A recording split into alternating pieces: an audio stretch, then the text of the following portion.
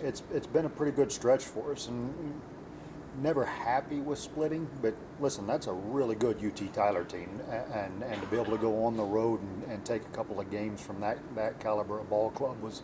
Listen, that's a good weekend. So we were content with it, and then to come home and play the way we did this weekend and get four. It's been a good stretch, so we need to build on that and carry that into next weekend at Oklahoma Christian. Yeah, I added it up. You outscored Sul Ross 60-11. I mean, that number kind of speaks for itself. To put up 60 runs in a 4-game span.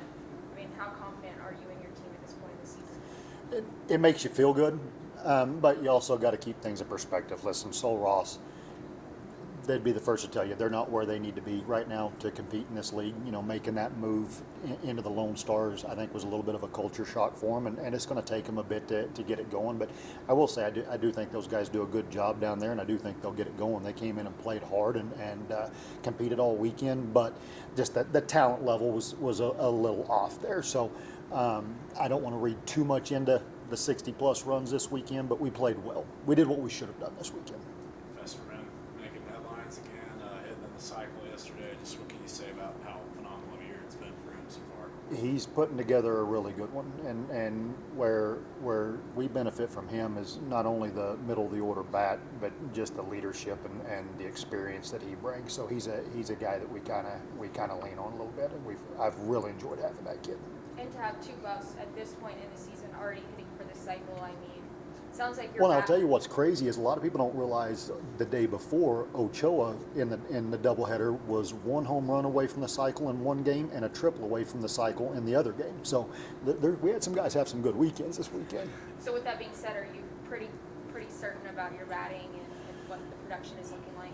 We can still get some more production out of guys. I don't know that hitting is kind of like golf. I don't know that you're ever completely satisfied, but I like where we're at right now. 1 through 9, we've got some guys that can hit. They're at times we're a little streaky and would like to get a little bit of that cleaned up. And but again, I think it's one of those things that you're never just completely satisfied with. But I like where we're at offensively. Obviously, you mentioned going to Oklahoma Christian. They kind of struggled this year towards the bottom of the LSC standings. Is that something you're on guard against when you go through, hey, these guys can still beat us 4 games if we don't take care of business? Always. Again, Sul Ross being new in the league, sitting and talking with their coach during batting practice, I believe it was yesterday, but he was kind of saying the same thing, that he's recognizing even those teams that are at the bottom of the standings are still extremely competitive, and that's the way this league is. Listen, someone's got to be under 500 because we all play each other 48 games. Someone's got to lose those games, but at the end of the day, even those teams who are at the bottom of the standings in this league, if you're not ready to go, they'll beat you. And Cameron's proved that against us. UTPB has proved that against us. We kind of had the same stretch last year where it seemed like those last 3 or 4 teams in the standings found a way to take a game from us last year. And so every weekend, I don't care who you're playing in the Lone Star, especially on the road, you better be ready to go or you mess around and lose a ball game. So, and Oklahoma Christian is no different. That's a tough place to go play. I get their record isn't real shiny, but they're going to be competitive. They're going to play hard, and going to their place, that's always a tough place to go win ball games. It's a place where the ball flies. It's not a very big ballpark, and if you don't pitch it really well, mistakes go a long way at Oklahoma Christian. So we need to be ready to go. As you mentioned, 48 games against each other. You're just past the halfway point of the season. As crazy as it sounds. Yeah, it doesn't seem possible. How do you feel like at the halfway point? How do you like where you guys are at? I like where we're at. I still think, believe it or not, I still think we have some question marks, but I think we're slowly answering questions week by week.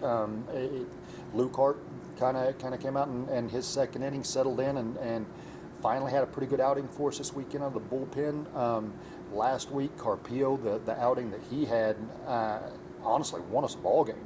For him to be able to come in and whatever he did, 6 or 7 innings out of the bullpen, that was outstanding. So it felt like we learned something about him that we knew the potential was there, but we needed to kind of see it. And he finally showed it to us that, listen, we can add this guy to the mix and run him out there in difficult situations and be able to rely on him to get us out of a jam or chew up some really important innings. And so we added a piece there. So I do think we're gradually finding out, but there's still question marks on this team.